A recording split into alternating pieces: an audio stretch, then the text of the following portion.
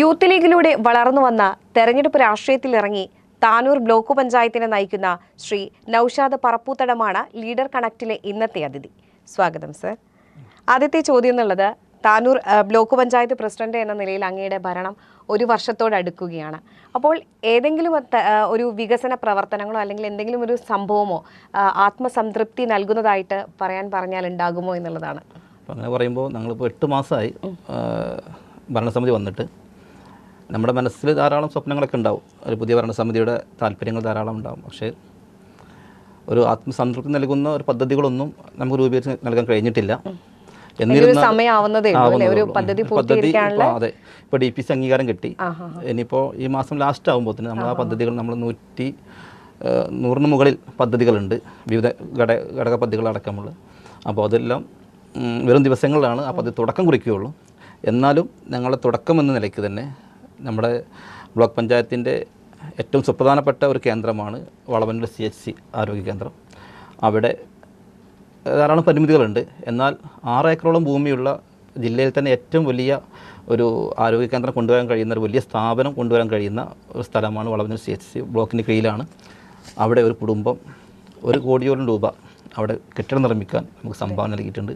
സ്വമേധയാ സംഭാവന നൽകുകയാണ്. തീർച്ചയായും ബഹുമാനപ്പെട്ട തിരൂർ MLA കുറുക്കോളി മുൻ സാഹിബിൻ്റെ ഒക്കെ ശ്രമഫലമായിട്ടാണ് അതിന് തുടക്കം കുറിച്ചിട്ടുള്ളത്. അത് തുടങ്ങേണ്ടതുണ്ട്.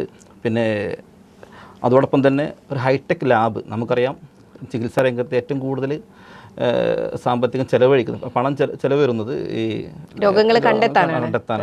അപ്പോൾ അങ്ങനെ വരുമ്പോൾ ആളുകൾക്കത് പ്രയാസമാണ്. അപ്പോൾ എങ്ങനെയാലും 1000 രൂപയുടെ മുകളിലൊരു സാധാരണ കുടുംബത്തിന് അങ്ങനത്തെ ടെസ്റ്റുകൾ നടത്തുകയാണെങ്കിൽ ആവശ്യം വരും. അപ്പോൾ ഇപ്പോൾ കൂടുതലും കണ്ടുവരുന്നത് തൈറോയിഡ് അസുഖങ്ങൾ സ്ത്രീകളിൽ കൂടുതൽ. അപ്പോൾ അങ്ങനെയുള്ളൊരു ഹൈടെക് ലാബ് ഞങ്ങൾ അതിൻ്റെയൊക്കെ മെഷീനറി എല്ലാം വാങ്ങിച്ചു. 60 ലക്ഷം രൂപയോളം മെഷീനറി വാങ്ങിച്ചിട്ടുണ്ട്. ഒരു 3 മാസത്തിനുള്ളിൽ ഒരു ഹൈടെക് ലാബ് ഞങ്ങളവിടെ തുടക്കം കുറിക്കാൻ പോവുകയാണ്. അതിൻ്റെയൊക്കെ 3D അടക്കം ഞങ്ങളുടെ കയ്യിലുണ്ട്. അതെ, തീർച്ചയായും സ്ത്രീ രോഗങ്ങളെ ഉൾപ്പെടെ പെട്ടെന്ന് കണ്ടെത്താനും പ്രതിരോധിക്കാനും ഒക്കെ അത് സാധിക്കുമല്ലോ അല്ലേ? തീർച്ചയായും. മറ്റൊരു ക്വസ്റ്റ്യൻ എന്ന് പറയുന്നത്, ത്രിതല പഞ്ചായത്തിൻ്റെ ഒരു കണക്ഷൻ, ഒരു പാലം പോലെയാണ് ബ്ലോക്ക് പഞ്ചായത്തിൻ്റെ പ്രവർത്തനങ്ങൾ. അതായത് ജില്ലാ പഞ്ചായത്തിനെയും എല്ലാം ബന്ധിപ്പിച്ചിട്ടുള്ള പദ്ധതികളാണ്. അപ്പോൾ ആ തരത്തിൽ എങ്ങനെയാണ് ശരിക്കും ബ്ലോക്ക് പഞ്ചായത്തിൻ്റെ പ്രവർത്തനം എന്നൊന്ന് വിശദീകരിക്കാമോ? നമുക്ക് 3 ടയർ സെറ്റപ്പാണ്. ഗ്രാമപഞ്ചായത്ത്, ബ്ലോക്ക്, ജില്ല ഇങ്ങനെയാണ് വരുന്നത്. അതിൽ നിങ്ങൾ പറഞ്ഞതുപോലെ സെൻട്രലിൽ വരുന്ന ഒരു സ്ഥാപനമാണ് ബ്ലോക്ക് പഞ്ചായത്ത്. നമുക്ക് ധാരാളം ഘടക സ്ഥാപനങ്ങളുണ്ട്. അതുപോലെ MLAയുടെ പദ്ധതികൾ ഇംപ്ലിമെൻറ്റ് ചെയ്യുന്ന ബ്ലോക്ക് പഞ്ചായത്താണ്.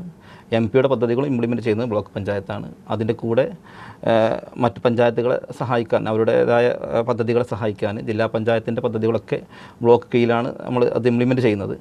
അപ്പോൾ ഇവിടെ ബ്ലോക്ക് ചെയ്യുന്ന പ്രവർത്തനം എന്ന് പറഞ്ഞാൽ നമുക്ക് നമ്മുടേതായ ഒരു മേഖലയുണ്ട്. ഇപ്പോൾ അടിസ്ഥാന സൗകര്യങ്ങൾ നടപ്പിലാക്കുക, കുടിവെള്ള പദ്ധതികൾ, അതോടൊപ്പം അംഗനവാടികൾ, ഇങ്ങനെയുള്ള സ്ഥാപനങ്ങളൊക്കെ മറ്റു ഈ സംയുക്തമായി ചെയ്യുന്നതോടൊപ്പം തന്നെ ഒരു പാലം കണക്കെ ഉള്ള ഒരു ഏറ്റവും കൂടുതൽ നമ്മൾ ബ്ലോക്ക് പഞ്ചായത്തിന് എന്താ പറയുക, നിങ്ങളുടെ മുമ്പിൽ പറയാൻ കഴിയുന്ന ഒരു സംഭവം എന്ന് പറയുന്നത്, ഒന്ന് MLA MP യുടെ പദ്ധതികൾ ഇംപ്ലിമെൻറ്റ് ചെയ്യുന്നതോടൊപ്പം നമ്മുടെ മറ്റു ജില്ലാ പഞ്ചായത്ത് പദ്ധതികളൊക്കെ അതിൻ്റെ ഇംപ്ലിമെൻറ്റ് AXC അടക്കമുള്ള സംവിധാനം നമ്മുടെ ബ്ലോക്ക് പഞ്ചായത്തിൻ്റെ കീഴിലാണ്. അതായത് ഇപ്പോൾ MLA ഒരു ഫണ്ട്, ഒരു തുക അനുവദിച്ചു, എന്തെങ്കിലും ഒരു പദ്ധതിക്ക് പൊതുവെ വിദ്യാഭ്യാസ സഹായമായിട്ട് ഒരു തുക അനുവദിച്ചു കഴിഞ്ഞാൽ അത് ഏതൊക്കെ സ്കൂളുകൾക്ക് കൊടുക്കണമെന്ന് തീരുമാനിക്കുന്നത് ബ്ലോക്ക് പഞ്ചായത്താണോ? അല്ല, അതിന് ഇംപ്ലിമെൻറ്റേഷൻ മാത്രമേ AXC അടക്കമുള്ള അവരാണ് അത് ഇംപ്ലിമെൻറ്റ് ചെയ്യുന്നത്. ശരിക്കും അതിന് ഇംപ്ലിമെന്റ് ഓഫീസർ നമ്മൾ ബ്ലോക്ക് സെക്രട്ടറി അടക്കമുള്ള ആളുകളാണ്. ബ്ലോക്കിന്റെ ഒരു സാന്നിധ്യം എല്ലാത്തിലും ഉണ്ടാവുന്നതാണ് ഈ പദ്ധതികളിലൊക്കെ നമ്മൾ അതിൽ കൈകാര്യം ചെയ്യുന്നത്. അതെ, പാർട്ടി ഭാരവാഹിത്വത്തിൽ നിന്നാണ് തെരഞ്ഞെടുപ്പ് രാഷ്ട്രീയത്തിലേക്ക് ഇറങ്ങുന്നത്, നേരത്തെ പറഞ്ഞ പോലെ തന്നെ. അപ്പോൾ അത്തരത്തിൽ പ്രവർത്തിച്ചു. ഇപ്പോൾ ഒരു 7 മാസത്തോളമായിട്ട് ഒരു ബ്ലോക്ക് പഞ്ചായത്തിനെ നയിക്കുന്നു. അപ്പോൾ പാർട്ടി ഭാരവാഹിത്വമാണോ, ജനപ്രതിനിധി എന്ന നിലയിലുള്ള ഈ ഒരു ഭാരവാഹിത്വമാണോ ഏറ്റവും കഠിനമായിട്ട് തോന്നിയിട്ടുണ്ടോ എന്നുള്ളതാണ്. അങ്ങനെ പറഞ്ഞാൽ രണ്ട് ധ്രുവങ്ങളിലാണ്. രണ്ടിലും 2 റിസ്കുകൾ ഉണ്ട് എന്നാണ് പറയുന്നത്. കടന്നു വന്ന ഒരാളാണ്, MSFയിലൂടെ കടന്നു. പിന്നെ 9 വർഷത്തോളം പഞ്ചായത്തിലും അവിടെ ഇപ്പോൾ താനൂർ നിയോജകമണ്ഡലം യൂത്ത് ലീഗിൻ്റെ പ്രസിഡൻ്റായിട്ട് പ്രവർത്തിച്ചിട്ടുണ്ട്. പക്ഷെ അതൊരു പ്രത്യേക മേഖലയാണ്. അപ്പോൾ നമുക്ക് നമ്മുടെ പാർട്ടിയുടെ ഒരു ചട്ടക്കൂടും കാര്യങ്ങളൊക്കെ ഉണ്ടാവാം. പക്ഷേ അതിൻ്റെ കൂടെ നമ്മുടെയൊക്കെ ഒരു പൊതുപ്രവർത്തകൻ എന്ന നിലയ്ക്ക് നമ്മുടെയൊക്കെ മനസ്സിലുണ്ടാവും സാധാരണക്കാരുടെ വിഷയങ്ങൾ ഇടപെടുക എന്നുള്ളത് തന്നെയാണ്. അതിന് പൂർണ്ണമായിട്ടും പ്രാമുഖ്യം കൊടുത്തിട്ടുണ്ട്. കഴിഞ്ഞ കൊറോണ സമയത്തൊക്കെ നമുക്കറിയാം വൈറ്റ് കാർഡിനൊക്കെ അന്നത്തെ വൈറ്റ് കാർഡിൻ്റെ കോർഡിനേറ്റർ നിലയ്ക്ക് എൻ്റെ ഓർമ്മയിൽ ഇന്നും നിലനിൽക്കുന്നത് 125ഓളം മയ്യത്തുകൾ നമുക്ക് മറവ് ചെയ്തു എന്നുള്ളതാണ്. വ്യത്യസ്ത ജാതിമത ഭേദമന്യേ നമ്മുടെ ടീം താനൂർ നിയോജക മണ്ഡലത്തിൽ തന്നെ ഒരു ടീമിനെ 35ഓളം ആളുകളെ മയ്യത്ത് പരിപാലിക്കാൻ ടീമുണ്ടാക്കുകയും വളരെ സ്കോർ ഉണ്ടാക്കുകയും ആ ടീമിനെ വെച്ച് തന്നെ 125 വിവിധ പ്രദേശങ്ങളിൽ മഹല്ലുകളിൽ ഞങ്ങളത് നിർവഹിച്ചു എന്നുള്ളതാണ്. അതാണ് നമ്മൾ ആ രംഗത്തുണ്ടായ ഒരു വലിയൊരു അനുഭവം എന്ന് പറയുന്നത്. ഇങ്ങനെയുള്ള ഒരു ക്രിസ്റ്റിക്കൽ സ്റ്റേജിൽ അങ്ങനെ ഇടപെടാൻ കഴിഞ്ഞു, ഒരു ലീഡർഷിപ്പ് കൊടുക്കാൻ കഴിഞ്ഞു എന്നുള്ളത് വലിയൊരു സംതൃപ്തിയുണ്ട്. പിന്നെ ഈ പാർട്ടിയിൽ, അതായത് പാർട്ടിയിൽ ഇത്തരം സേവന പ്രവർത്തനങ്ങളെല്ലാം ചെയ്തത് ജനപ്രതിനിധി എന്ന നിലയ്ക്ക് ഗുണകരമായിട്ടുണ്ട്. തീർച്ചയായും അതിൻ്റെ ഒരു ഭാഗം എന്ന് പറയുമ്പോൾ നമുക്കറിയാമല്ലോ വൈറ്റ് കാർഡ്, അത് കൂടെ തന്നെ മറ്റു പ്രവർത്തകർ നമുക്ക് നമ്മുടെ ആശയങ്ങളാണ്.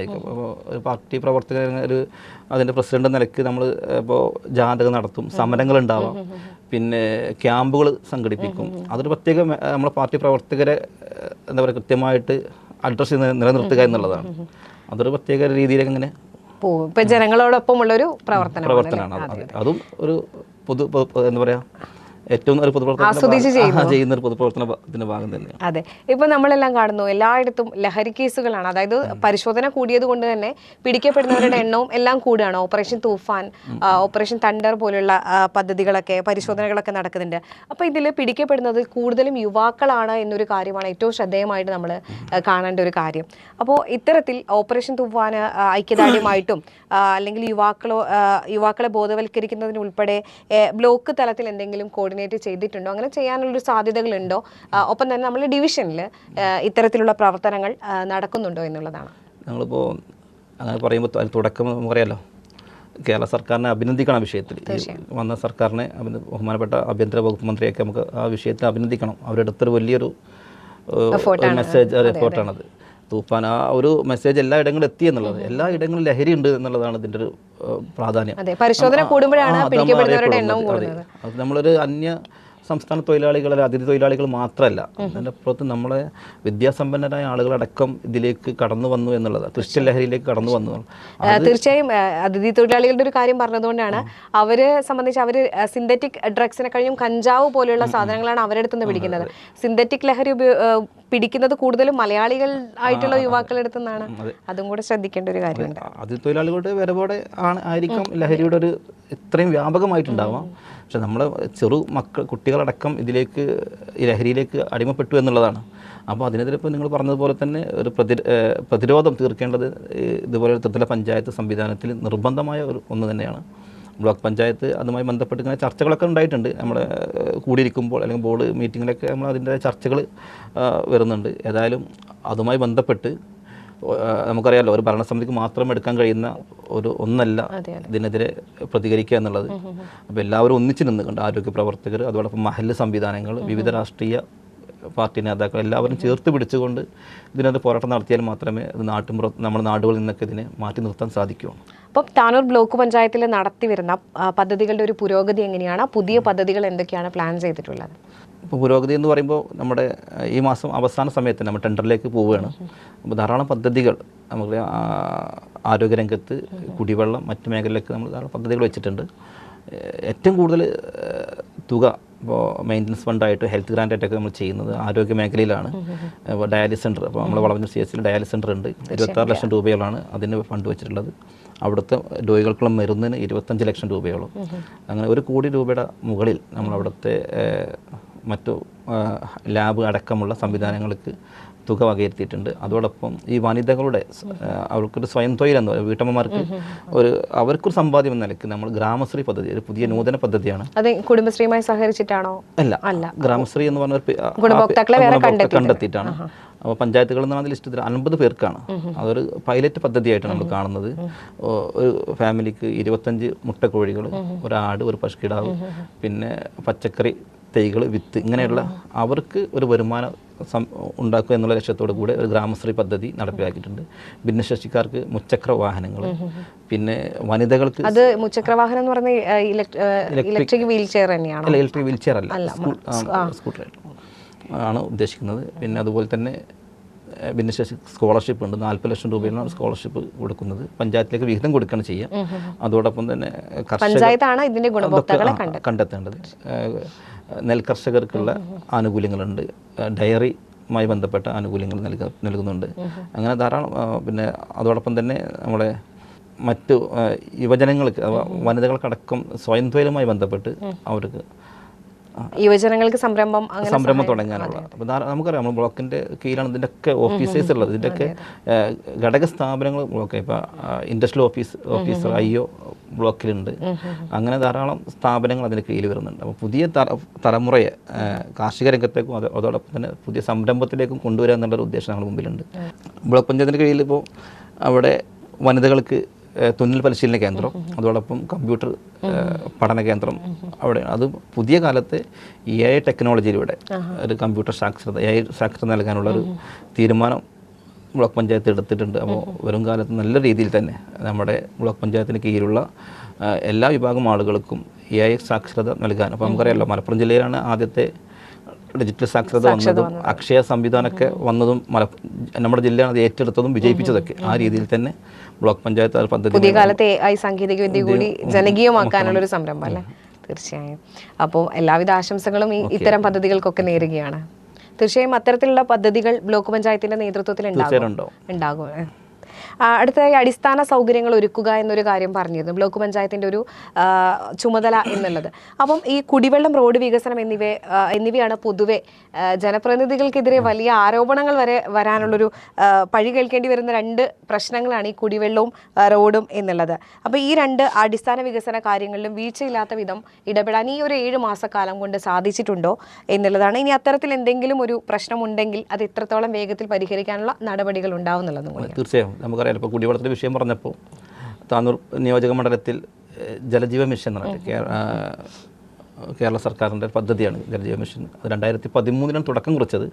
പക്ഷെ അത് ഇപ്പോഴാണ് അതിൻ്റെ സപ്ലൈ തുടങ്ങാൻ. ഇപ്പോൾ ബഹുമാനപ്പെട്ട നമ്മുടെ താനൂർ MLA അതുമായി ബന്ധപ്പെട്ട് മുൻകൈ എടുത്തു. അതിൻ്റെ എല്ലാ 7 പഞ്ചായത്തുകളെ കുടിവെള്ളം എത്തിക്കുക എന്നുള്ള ഒരു സംവിധാനമാണ് അത് ഒരുക്കിയിട്ടുള്ളത്. അതിൻ്റെ പ്രവൃത്തി പുരോഗമിച്ചുകൊണ്ടിരിക്കുകയാണ്. ഏറ്റവും അടിസ്ഥാനപരമായിട്ട് പറയുന്നത്, ഇപ്പോൾ നിങ്ങൾ പറഞ്ഞതുപോലെ തന്നെ, ഒന്ന് കുടിവെള്ളവും ഒന്ന് റോഡ് തന്നെയാണ്. പക്ഷേ ഇപ്പോൾ കുടിവെള്ളത്തിൻ്റെ വിഷയം വരുമ്പോൾ അതിനു വേണ്ടി നമ്മളവിടെ റോഡ് കീറലുമായി ബന്ധപ്പെട്ട് ആളുകൾക്ക് പ്രയാസം ഉണ്ടാവും. റോഡിലൂടെ വാഹനങ്ങൾ കൊണ്ടുപോകാനും നടക്കാനും കഴിയാത്തൊരവസ്ഥ ഉണ്ടാകുമ്പോൾ അതൊരു പ്രയാസമാണ്. അപ്പോൾ അവർ അതിനെതിരെ പ്രതികരിക്കാൻ തുടങ്ങും. രണ്ടും ജനങ്ങൾക്ക് നിർബന്ധമായ ഘടകം. അപ്പോൾ അവരെ ബോധ്യപ്പെടുത്തുക എന്നുള്ളതാണ്. ഇപ്പോൾ കുടിവെള്ളം വന്നു കഴിഞ്ഞ് അതിൻ്റെ പ്രവൃത്തി പൂർണ്ണമായി കഴിഞ്ഞാൽ നമുക്ക് ആ റോഡ് കംപ്ലീറ്റ് ചെയ്യാൻ പറ്റുള്ളൂ.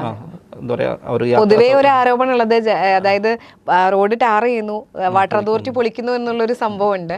അപ്പോൾ അത് കംപ്ലീറ്റ് കഴിഞ്ഞിട്ട് അതെ നമ്മൾ പറഞ്ഞിട്ടുണ്ട് ആ ഒരു വിഷയം. അങ്ങനെ ഇപ്പോൾ ഇത് പൊതുവെ കേൾക്കുന്നൊരു പ്രശ്നമാണ്. അപ്പോൾ നമുക്കറിയാം, റോഡ് ഫുൾ വർക്ക് കഴിഞ്ഞ് കഴിഞ്ഞാൽ പിന്നീട് അത് പൊളിക്കുന്നൊരവസ്ഥ ഉണ്ടാകുന്നുണ്ട്. അപ്പോൾ ആ ഒരു വിഷയത്തിൽ MLA അടക്കമുള്ള ആളുകൾ ഇരുന്ന് കൃത്യമായി ചർച്ച ചെയ്തിട്ട് അത് ഉദ്യോഗസ്ഥന്മാരൊക്കെ വിളിച്ച് അടക്കമുള്ള വാട്ടർ അതോറിറ്റിയുടെ ഉന്നത ഉദ്യോഗസ്ഥരെ വിളിച്ച് തീർത്തുകൊണ്ട് തന്നെ കഴിഞ്ഞ ദിവസം ഒരു യോഗം വിളിക്കുകയും അതുമായി ബന്ധപ്പെട്ട് അത് കൃത്യമായി എങ്ങനെ പൊളിക്കണമെന്നടക്കം കൃത്യമായിട്ട് സൂചന കൊടുത്തിട്ടുണ്ട്.